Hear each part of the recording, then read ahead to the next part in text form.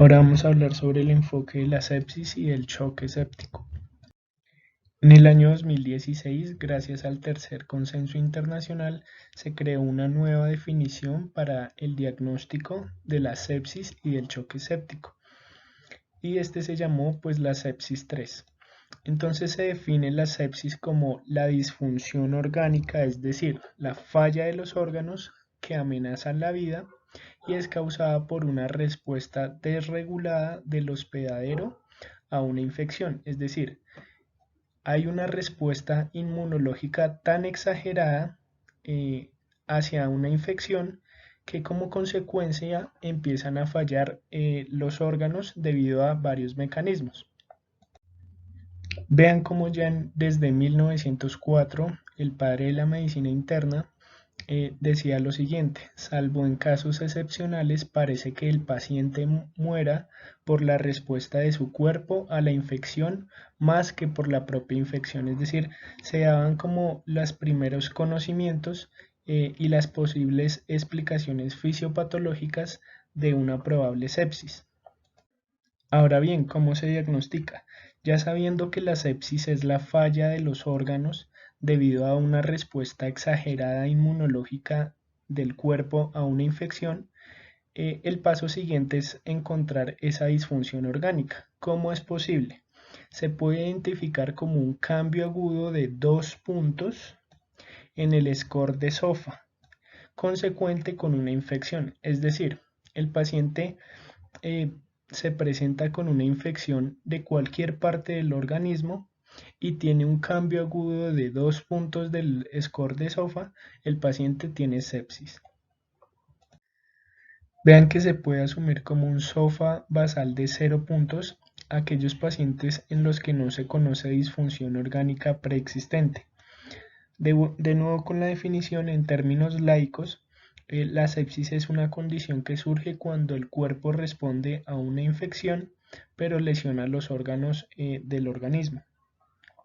Y vean que se puede realizar el tamizaje o prever la sepsis o una respuesta exagerada del cuerpo a una infección con este score llamado Quick SOFA, donde nos permite encontrar pacientes con sospecha de infección que tienen una probabilidad alta de estar en la unidad de cuidado intensivo prolongadamente y que tengan una alta probabilidad de morir en la unidad de cuidado intensivos debido a una infección. Entonces, todo paciente que ustedes vean con la frecuencia respiratoria por encima de 22 respiraciones por minuto, que tengan alteración del estado de la conciencia, o que tengan una presión arterial sistólica por debajo de 100 milímetros de mercurio, con solo dos de estos tres criterios, ustedes ya pueden decir que muy probablemente este paciente tiene sepsis y tendrán que realizarle a esos pacientes el score de SOFA para diagnosticar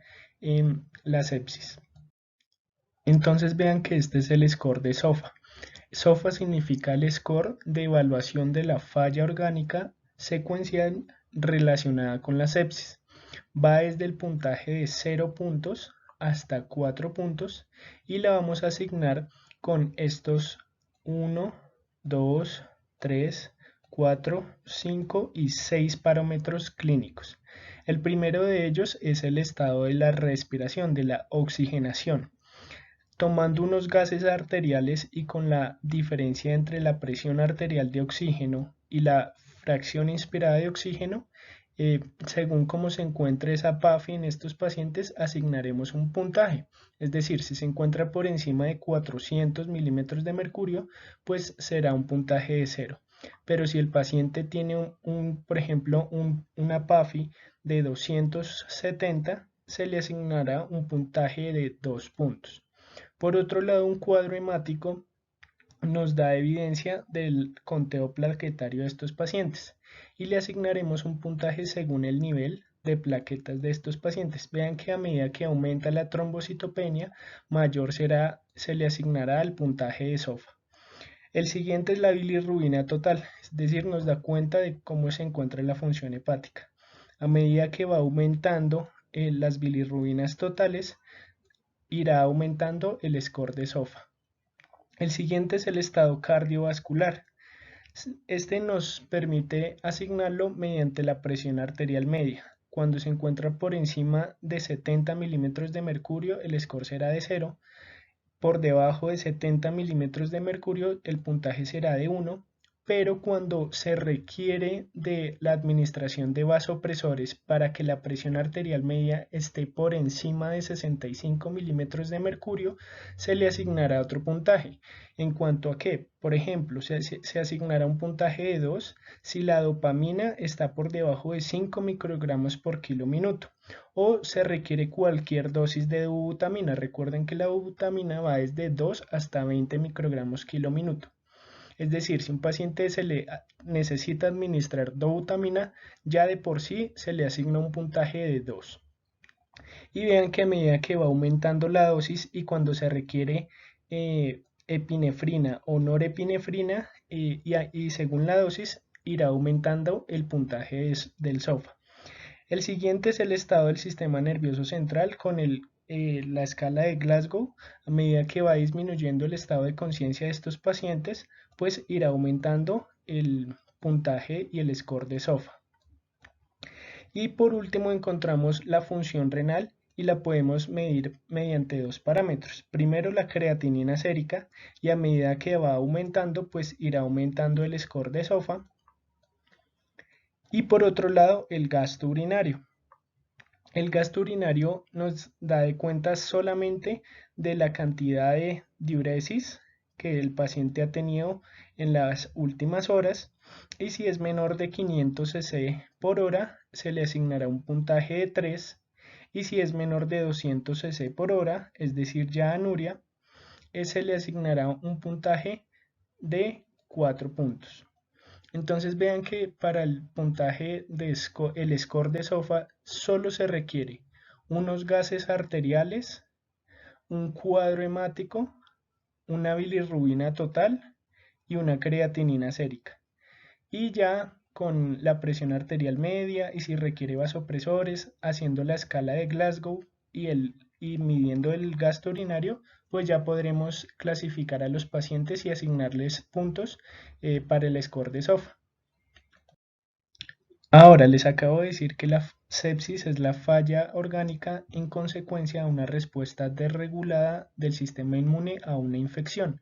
Por lo tanto, lo siguiente que hay que buscar es un foco de infección. ¿Cómo sospechar una infección activa en un paciente? Para eso es útil la respuesta inflamatoria sistémica.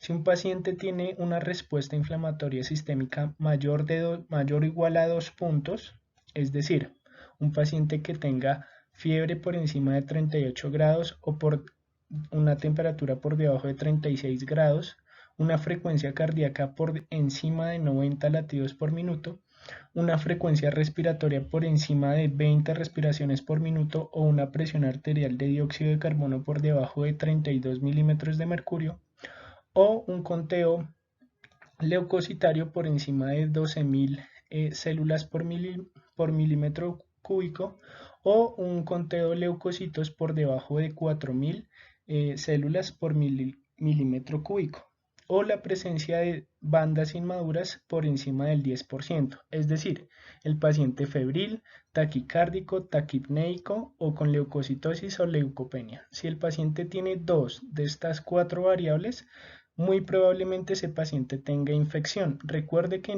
no solamente la infección genera respuesta inflamatoria sistémica, recuerden que también las quemaduras, el trauma y otros aspectos clínicos pueden generar respuesta inflamatoria sistémica en ausencia de infección, como por ejemplo la pancreatitis. Entonces, el paciente tiene un CIRS por encima de 2 puntos. Ahora siguiente que hay que preguntarse es en dónde está el foco y muy probablemente cuál sea la etiología de la infección, si bacteriana, viral, parasitaria o fúngica. Recuerden que las infecciones bacterianas generalmente hacen fiebres, procesos febriles agudos, generan leucocitosis con neutrofilia, hay muy probablemente hallazgos imagenológicos y la clínica va a ser florida y específica de las infecciones bacterianas. Por ejemplo, una infección bacteriana a nivel del pulmón es aquel paciente que hace neumonía bacteriana con un picos febriles, con leucocitosis con neutrofilia, con tos, con hallazgos auscultatorios clásicos como crépitos, aquel paciente que tiene dificultad respiratoria y que en la placa de tórax se evidencia una consolidación lobar. En cuanto a las infecciones virales, recuerden que también puede hacer picos febriles, se puede evidenciar leucocitosis, leucopenia y algunas infecciones hacen linfopenia, por ejemplo, la infección por SARS-CoV-2 hace linfopenia, pero también linfocitosis. Hay hallazgos imagenológicos claros de infecciones virales y la clínica también es sugestiva de una infección viral. En cuanto a las infecciones parasitarias, son más procesos agudos, pero también hay procesos crónicos de infecciones parasitarias, como por ejemplo una infestación gastrointestinal por parásitos por helmintos, por ejemplo. Y en este caso, en el cuadro hemático se evidenciará eosinofilia. Habrán imágenes sugestivas y clínica sugestiva de las infecciones parasitarias. Y por lo general las infecciones fúngicas son infecciones y cuadros clínicos crónicos. Algunos llevan a un deterioro progresivo y rápido que requiere que el paciente ingrese a la unidad de cuidado intensivo, como por ejemplo aquellas infecciones fúngicas diseminadas que tienen múltiples compromisos sistémicos, como por ejemplo neumonías y meningitis, encefalitis y procesos intraabdominales. Eh, Muy probablemente los pacientes tienen factores de riesgo para estas infecciones. Es útil el Candida Escora en aquellos pacientes en UCI y la clínica será sugestiva de las infecciones fúngicas. Entonces, paciente con respuesta inflamatoria sistémica, busque el foco. Si es que es una infección de piel y tejidos blandos, si es que es una meningitis o una encefalitis, si es que es una otitis, una faringoamigdalitis, un absceso periodontal, un absceso en la cavidad bucal, si es que es una neumonía, si es que es una endocarditis, si es que es una infección intraabdominal, ya sea un absceso hepático o un absceso intraabdominal, una gastroenteritis, si son infecciones del tracto urinario, si son cistitis, si son pielonefritis o si son infecciones a nivel osteoarticular, es decir, artritis séptica o a nivel del músculo esquelético, como por ejemplo las miositis o los abscesos en el músculo o por ejemplo las osteomielitis. Ahora el siguiente aspecto y la siguiente definición nueva es el choque séptico. Recuerde que el choque séptico es un tipo de choque distributivo. Y la tercera definición internacional o el sepsis 3 define al choque séptico como un subconjunto de la sepsis en el cual hay anormalidades circulatorias, celulares y metabólicas y estas anormalidades están asociadas con una mayor probabilidad de muerte, es decir, con mayor mortalidad que la propia sepsis o que la sepsis sola, es decir, que esa respuesta desregulada a una infección es tan grande que genera falla orgánica, pero que se generan también anormalidades circulatorias, anormalidades celulares y anormalidades metabólicas y que genera que los pacientes fallezcan con mayor probabilidad. Entonces recuerden que como al ser un tipo de choque, el paciente puede presentar hipotensión arterial junto con signos periféricos de hipoperfusión tisular. Es decir, un paciente con choque séptico muy probablemente estará hipotenso y con alteración del estado de la conciencia, con la piel fría, moteada, llenado capilar lento, con el pulso lábil, con oliguria o anuria, con taquicardia, con hiperlactatemia, con acidosis metabólica, con anión GAP aumentado y por lo tanto se configurará como un tipo de choque. Lo siguiente que habrá que realizar es evidenciar cómo se encuentra el gasto cardíaco. Y como vimos entonces el gasto cardíaco en estos pacientes generalmente se encuentra normal a aumentado. Es decir, que todavía no hay una falla a nivel del corazón que disminuya el gasto cardíaco, ni tampoco estará disminuida la presión venosa central, es decir, no hay hipovolemia, sino que la causa y la fisiopatología del choque distributivo es por una redistribución de la sangre del sistema arterial al sistema venoso, y por lo tanto genera hipovolemia y disminución del volumen circulante eficaz, y por lo tanto se genera hipoperfusión tisular sistémica. Entonces, ya sabiendo la definición, vamos a diagnosticarlo de la siguiente manera. El paciente que tuvo ese cambio de 2 puntos en el score de SOFA tiene sepsis. Ahora, si ese mismo paciente con el foco de infección tiene hipotensión que requiere vasopresores para mantener la presión arterial media por encima de 65 milímetros de mercurio, y también tiene un lactato sérico por encima de 2 milimoles por litro, y que ese lactato sérico se encuentra persistentemente elevado después de una adecuada resucitación con líquidos, ese paciente tiene choque séptico. Entonces no se les olvide, paciente con hipotensión que requiere noradrenalina para que suba la presión arterial media y que tiene un lactato sérico por encima de 2 milimoles a pesar de la carga de líquidos con cristaloides. Entonces vean que este es el algoritmo del enfoque de la sepsis y del choque séptico. Lo primero es un paciente con una sospecha de infección aguda, ya sea porque tiene un foco claro de infección o porque tiene respuesta inflamatoria sistémica. Ya sea la sospecha de infección bacteriana, viral, fúngica o parasitaria. Lo segundo que hay que hacer es cómo se encuentra el quick SOFA de esos pacientes, es decir, si el paciente se encuentra taquipneico, si se encuentra con alteración del estado de conciencia o si se encuentra hipotenso. Si tiene mayor o igual de 2 puntos de estos 3 puntos, el paciente tiene un quick SOFA positivo. Pero si no, vean que si la sospecha clínica de sepsis persiste porque el paciente tiene signos de hipoperfusión, entonces lo que hay que hacer es monitorizar clínicamente estos pacientes y hacer las reevaluaciones seriadas para ver si es una probable sepsis. Si el paciente tiene quick SOFA positivo, es decir, tiene 2 de esos puntos, lo siguiente que hay que hacer es hacer el puntaje de SOFA. Es decir, solicitan unos gases arteriales, solicitan una bilirrubina total, solicitan un cuadro hemático y solicitan una creatinina sérica. Y con los demás score o las demás variables clínicas, pues ustedes podrán asignar un puntaje de SOFA en estos pacientes. Si el puntaje de SOFA es mayor o igual a 2 puntos, entonces el paciente se le diagnostica sepsis. Y ustedes dirán, sepsis de origen pulmonar, sepsis de origen del sistema nervioso, sepsis de origen intraabdominal. Así, hay que asignar el foco de la infección a la falla orgánica. O si muy probablemente el paciente tenga varios focos de infección. Ahora lo siguiente que hay que hacer es preguntarse si el paciente se encuentra en choque séptico. ¿Cómo hacerlo? Con la anterior diapositiva.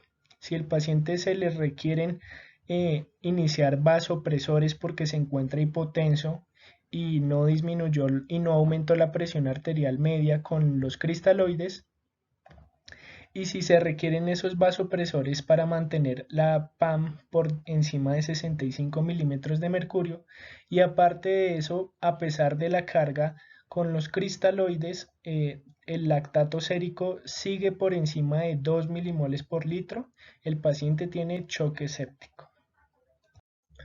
Ahora, en cuanto a la fisiopatología de la sepsis, vamos a explicar esta respuesta desregulada del hospedador a una infección. Sea la infección que sea bacteriana, viral, parasitaria o fúngica, recuerden el reconocimiento por el sistema inmunológico mediante los receptores tipo TOL y según los factores de los patógenos, según la carga, según la virulencia y según los patrones asociados moleculares de estos patógenos, es decir, CLRs, se va a generar una respuesta proinflamatoria con activación leucocitaria, es decir, liberación de citoquinas, liberación de proteasas y liberación de especies reactivas de oxígeno. Por otro lado, va a haber una activación del complemento con activación de los productos del complemento.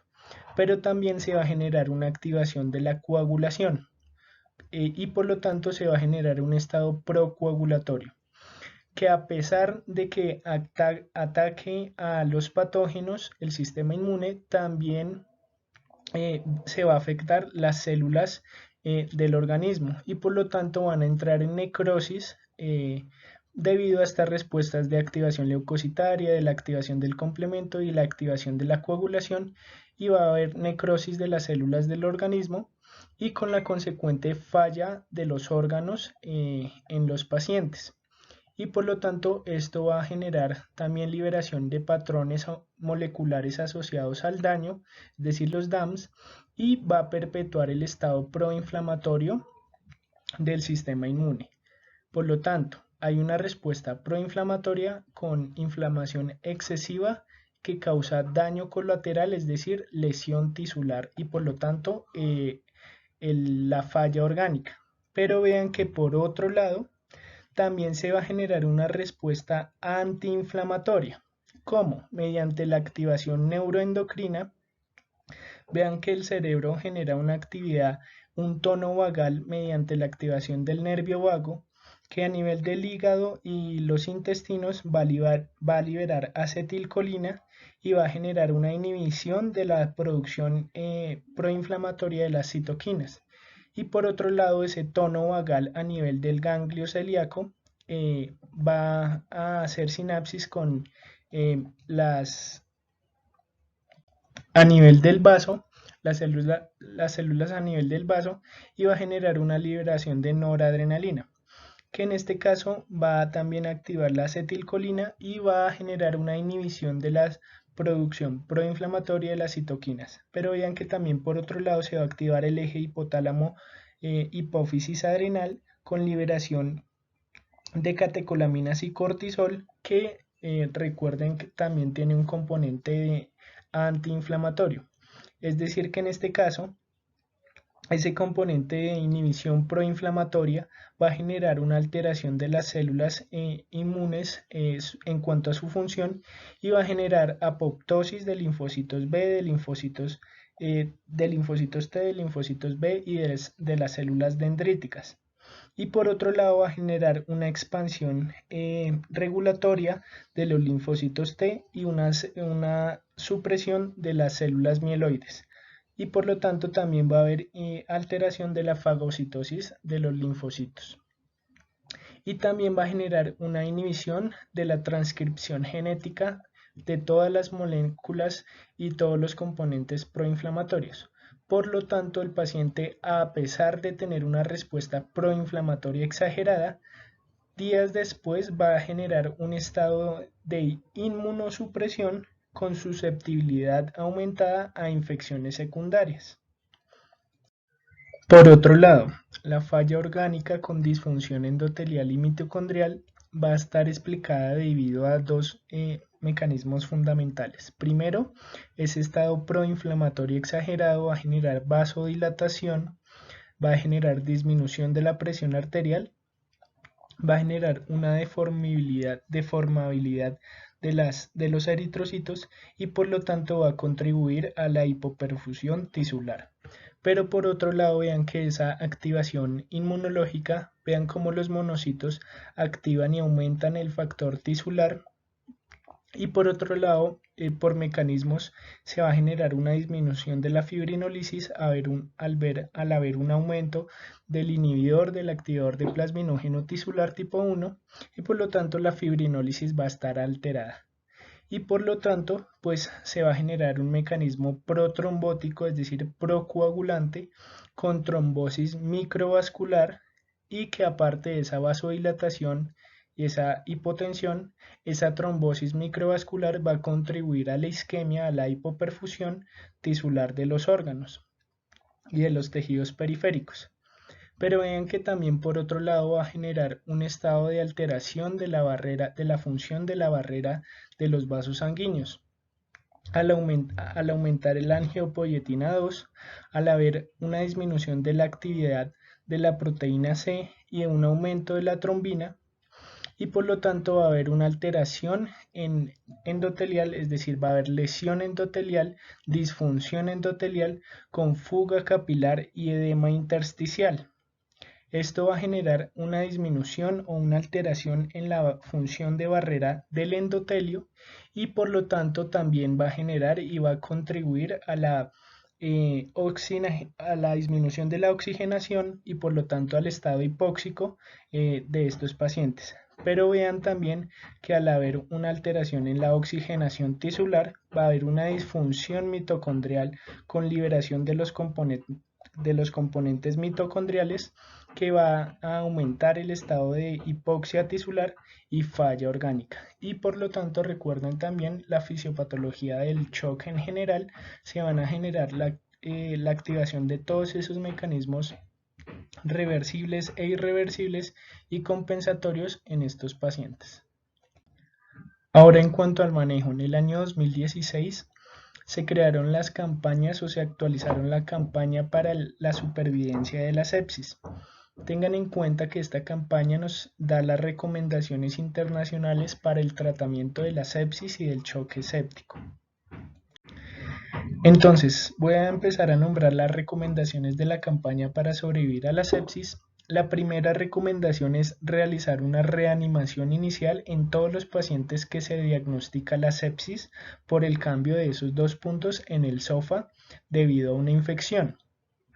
Recuerden que se debe realizar reanimación o una carga con líquidos debido a la fisiopatología, por lo que hay fuga capilar y por ese estado de vasodilatación y distribución de líquidos debido al estado proinflamatorio.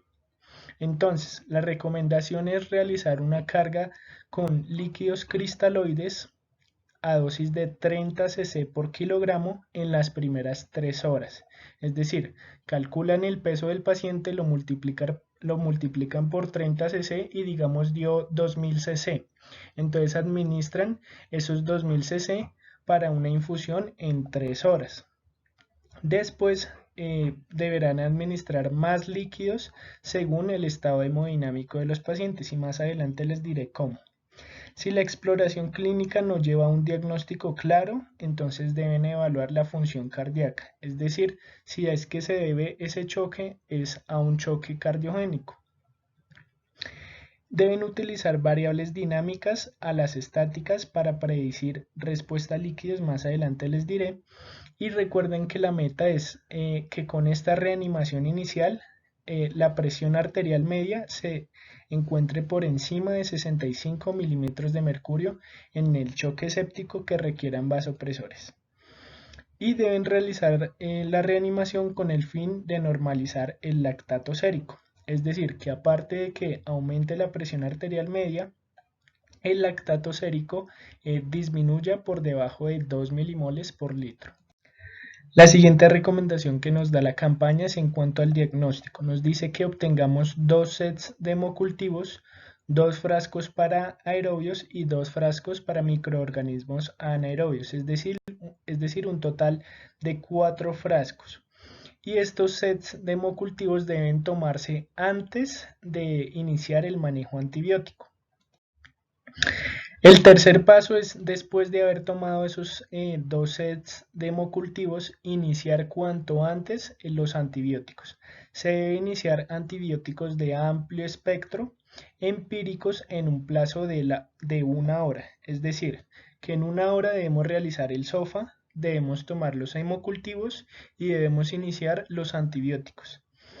Incluso si se requiere cubrir hongos y virus según la sospecha clínica.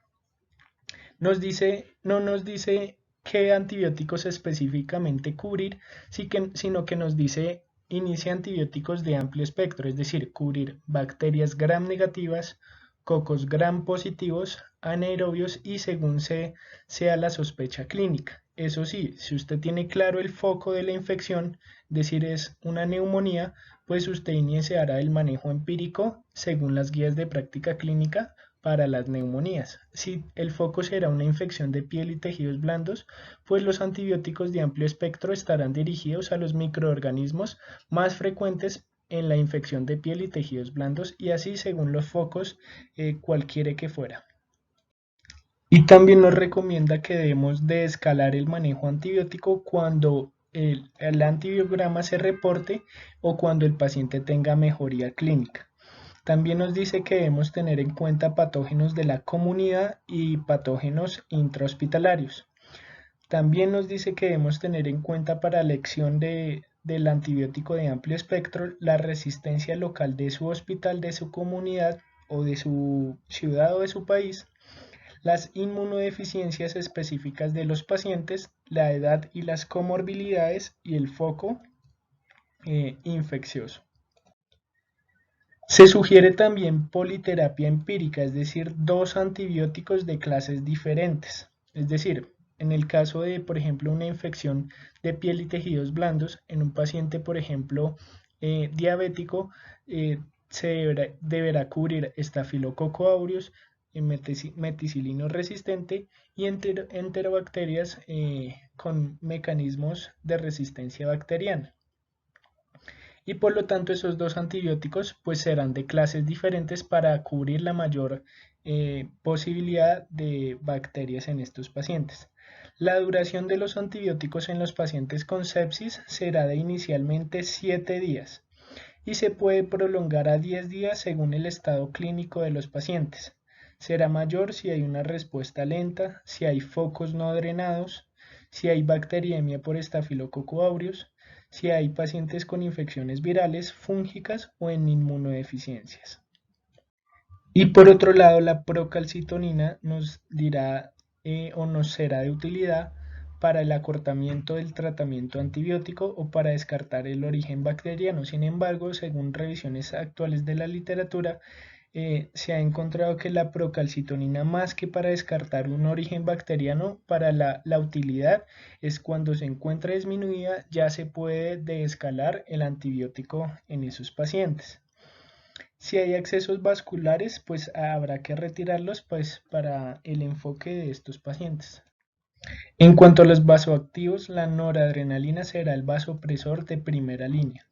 Si el paciente persiste con hipoperfusión y con deterioro clínico, se sugiere agregar vasopresina hasta 0.3 unidades minuto o adrenalina para aumentar la presión arterial media o vasopresina hasta desde 0.03 unidades minuto, pero para disminuir la dosis de la noradrenalina. Es decir, si se quiere aumentar la presión arterial media, adrenalina. Si se quiere disminuir un poco la dosis de la noradrenalina, será de utilidad la vasopresina. La alternativa a la noradrenalina será la dopamina, sin embargo, tengan en cuenta que la noradrenalina tiene bajo riesgo de arritmias en comparación con la dopamina. Y si el paciente persiste con deterioro clínico, con hipoperfusión a pesar de los líquidos y los vasopresores, la dobutamina será el inotrópico de elección. Recuerde usar catéter arterial, pero pues en estos casos el manejo será en unidad de cuidado intensivo. Recuerden que todo paciente con sepsis y choque séptico se manejarán en la unidad de cuidado intensivo. Les dejo de nuevo las dosis requeridas en estos casos, como vimos en los pacientes con shock. La cuarta recomendación es el uso de corticoides en pacientes con choque séptico a pesar de líquidos y vasopresores, es decir, el paciente sigue hipoperfundido a pesar del manejo con los líquidos y con la noradrenalina, la vasopresina o la adrenalina, se deberá administrar hidrocortisona a dosis de 200 miligramos al día intravenosa. Se deberá administrar hemoderivados, es decir, sangre, cuando la hemoglobina esté por debajo de 7 gramos por decilitro. No se debe administrar eritropoyetina, no se debe utilizar plasma fresco congelado en ausencia de hemorragia y se administrarán plaquetas cuando el conteo plaquetario esté por debajo de 10.000 en ausencia de hemorragia. Se administrarán plaquetas por debajo de 20.000 si hay alto riesgo de hemorragia o a todo paciente con plaquetas por encima de 50.000 si hay hemorragia activa. Deben tener en cuenta que debe el paciente estar en metas en cuanto a la glucemia por debajo de 180 miligramos por decilitro y se deberá iniciar insulina si dos glucometrías se encuentran por encima de 180 miligramos por decilitro. Se deberá iniciar terapia de reemplazo renal, es decir, diálisis, si hay lesión renal aguda, según los criterios Akin, y para aquellos pacientes que tienen desequilibrios electrolíticos y se encuentran inestables hemodinámicamente. Y una recomendación es administrar bicarbonato cuando el pH sérico se encuentre por debajo de 7.15. La siguiente recomendación es realizar profilaxis para tromboembolismo venoso con heparinas de bajo peso molecular o, si hay contraindicación, heparina sódica. Recuerden la profilaxis con enoxaparina 40 mg subcutáneo día. La otra indicación es profilaxis gástrica, pero solamente en pacientes con riesgo de hemorragia aguda. Se realizará con inhibidores de bomba de protones o con antagonistas del receptor de histamina tipo 2. Recuerden iniciar alimentación enteral en lo posible. Si el paciente no tolera, se deberá administrar dextrosa y esperar que tolere la vía enteral. Si no tolera todavía, se debe utilizar una sonda postpilórica. Si hay intolerancia, pues se podrá considerar la administración de prokinéticos. En el año 2018, la campaña para sobrevivir a la sepsis tuvo una actualización y estuvo más que enfocada en los cuidados en la primera hora de haber diagnosticado la sepsis. Nos recomiendan medir el lactato y si se encuentra por encima de 2 milimoles por litro, nos recomiendan volver a medirlo. Nos vuelven a recomendar obtener dos sets de hemocultivos antes de administrar los antibióticos.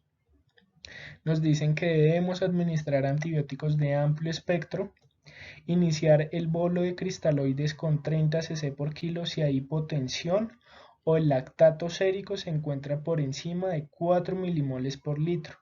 Vean que esta recomendación cambia las anteriores. La anterior, todo paciente con diagnóstico de sepsis se hace el bolo de cristaloides. En este caso nos dicen que el bolo de cristaloides se hace a todo paciente con hipotensión o el paciente que tenga lactato sérico por encima de 4 milimoles por litro.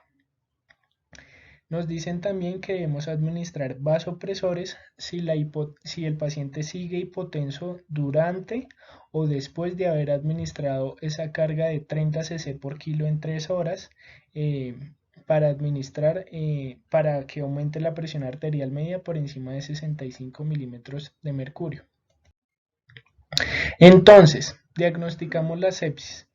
Inmediatamente solicitamos cuadro hemático, gases arteriales, bilirrubinas, creatinina sérica y 2 sets de hemocultivos, 2 frascos para aerobios y 2 frascos para microorganismos anaerobios, es decir, un total de 4 frascos. Y secuencialmente de haber solicitado esos paraclínicos, debemos iniciar el bolo de 30 cc por kilo y lo debemos pasar en 3 horas, pero recuerden que a los pacientes que se encuentren hipotensos o que tengan el lactato sérico por encima de 4 milimoles por litro. Inmediatamente también administramos los antibióticos después de haber tomado los hemocultivos de amplio espectro y según el foco que usted sospeche.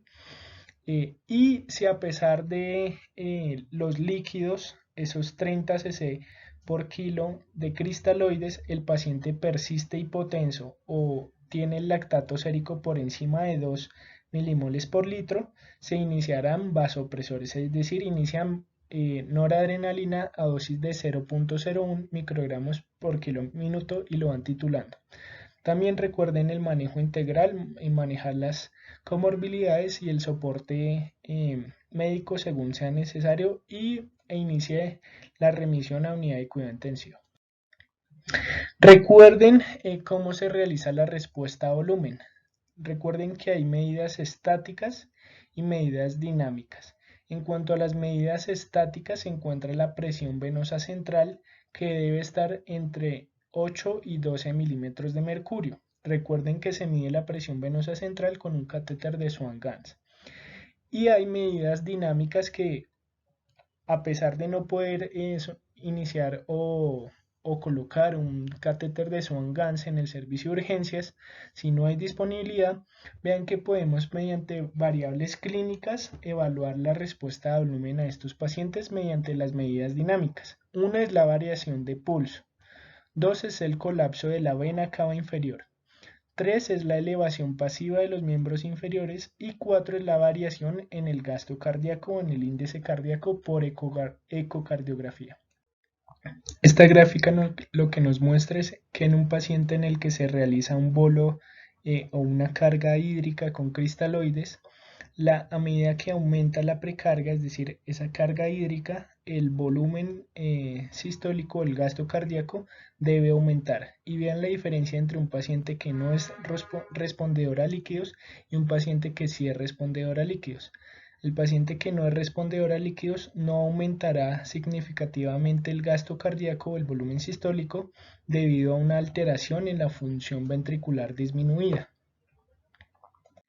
Entonces, la primera medida dinámica es la elevación pasiva de los miembros inferiores, la que podemos aplicar en el servicio de urgencias. La elevación pasiva de las piernas aumenta la precarga al transferir la sangre de los miembros inferiores al corazón.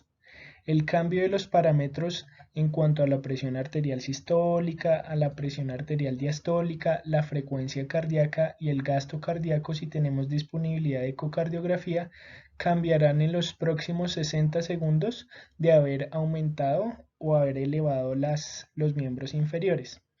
El incremento pues indicará que el paciente responderá a los líquidos, es decir, el paciente se encuentra en decúbito supino a nivel de 45 grados, a nivel de 45 grados el ángulo. Una vez realicemos la elevación pasiva de los miembros inferiores, es decir, elevamos la cama a 45 grados en este caso, esperamos un minuto.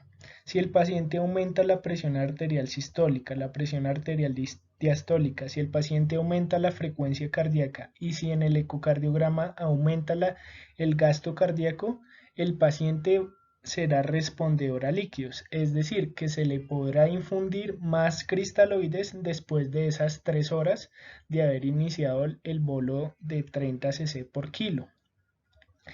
Si el paciente no aumenta estas variables clínicas como la presión arterial, la frecuencia cardíaca y el gasto cardíaco, no se debe administrar más líquidos porque se sabe que ese paciente no es respondedor de líquidos y muy probablemente tiene una falla del corazón. La siguiente variable es la compresión de la vena cava inferior. ¿Cómo se realiza? Mediante ecocardiografía se busca la vena cava inferior y se presiona con el transductor la pared torácica y si colapsa la vena cava inferior quiere decir que el paciente es respondedor a líquidos.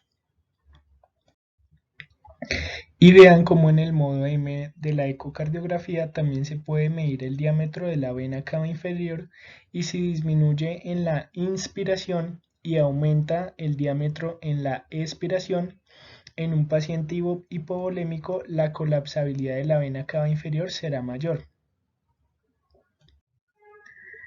Ahora, pasando al lado de la coagulopatía por sepsis, les muestro esta tabla que nos permite diagnosticar tanto la CID, que es la coagulación intravascular diseminada, y la coagulopatía inducida por sepsis. Es decir, son dos entidades diferentes y ustedes deben saber la diferencia entre ellas y cómo diagnosticar la diferencia.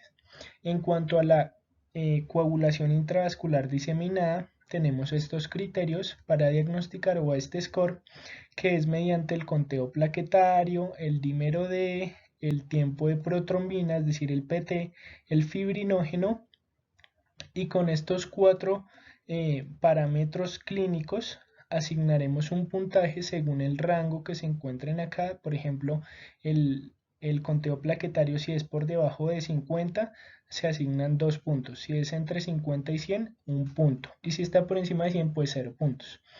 El dímero D, si se encuentra incrementado fuertemente, 3 puntos. Si hay un moderado incremento, 2 puntos. El tiempo de protrombina, si está por encima de 6 segundos, 2 puntos. Entre 6 y 3 segundos del tiempo control, pues 1 punto. El fibrinógeno por debajo de 100 asignará 1 punto. Y el diagnóstico de CID será con mayor o igual de 5 puntos. Y vean que la coagulopatía inducida por sepsis solo mide el conteo plaquetario, el tiempo de protrombina y el score de SOFA. Y el diagnóstico será mayor o igual a 4 puntos. Ahora se diagnostica coagulopatía inducida por sepsis o coagulación intravascular diseminada. El tratamiento para los dos será el mismo, es decir, anticoagular. ¿Con qué? Con heparinas de bajo peso molecular o heparina sódica en caso de contraindicación para las heparinas de bajo peso molecular. También se puede considerar el uso de antitrombina o trombomodulina. Ahora, lo siguiente es el paciente con sepsis y neutropenia febril.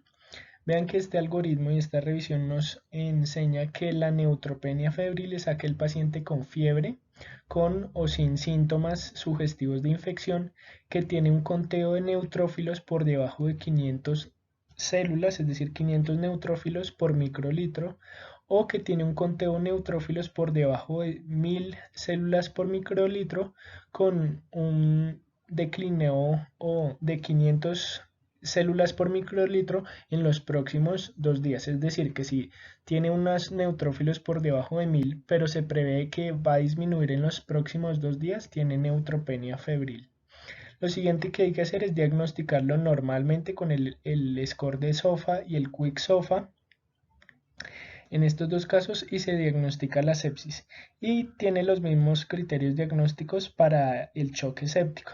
Nos dice esta revisión que el manejo va a ser igual, es decir, realizar la carga con los cristaloides, evaluar los parámetros clínicos y nos da una recomendación de iniciar inmediatamente un manejo antibiótico amplio con piperacilina tazobactam a dosis de 4.5 gramos cada 6 horas, o meropenem a dosis de 2 gramos cada 8 horas o imipenem a dosis de 2 gramos cada 8 horas. Se debe agregar aminoglucósido si el paciente tiene choque séptico, es decir, iniciar amikacina y gentamicina. Si hay riesgo para hongos, pues iniciar antifúngicos y se debe anticoagular profilácticamente. Espero les haya servido.